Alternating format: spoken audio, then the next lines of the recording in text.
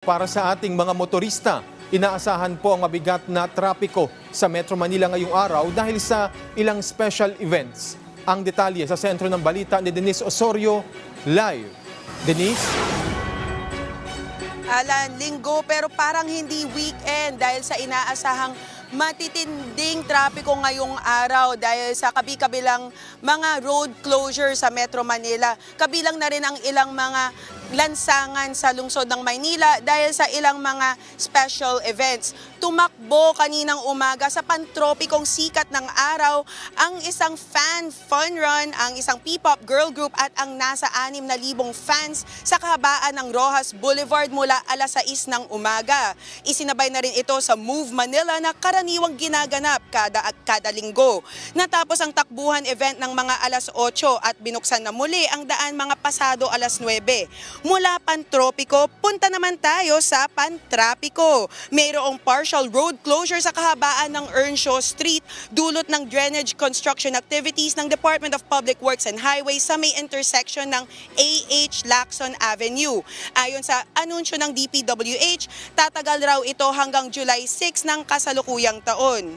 At dahil Family Day, hindi na maiiwasan ang matinding trapiko papunta sa mga pasyalan. Pero kailangang tiyakin ng ating mga motorista na umiwas munang bumaybay sa may gawing Intramuros. Pansamantalang isinara ang Intramuros Binondo Bridge hanggang sa Magallanes Drive at Plaza Loton.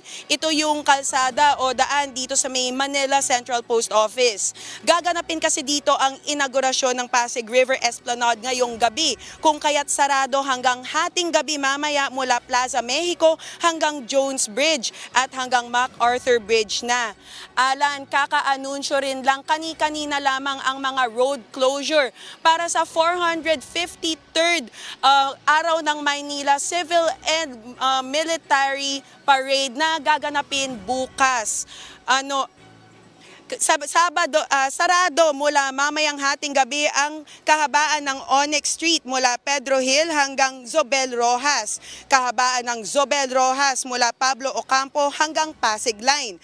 At kahabaan ng Florentino Torres Street o mas kilala bilang Dagohoy.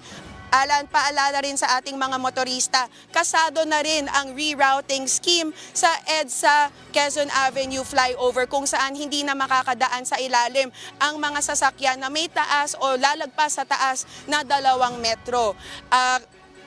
Samantala dito sa Pasig Esplanade, tuloy-tuloy pa rin ang paghahanda para sa mamayang inaugurasyon.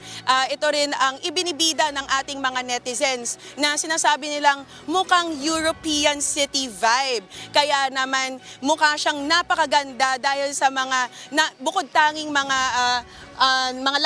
lamppost na ito dito sa aking likuran kapag gabi at naisindi na siya. Napakaganda niya talaga. Alan? Puntahan namin yan ni Clay Zela. Maraming salamat, Denise Osorio.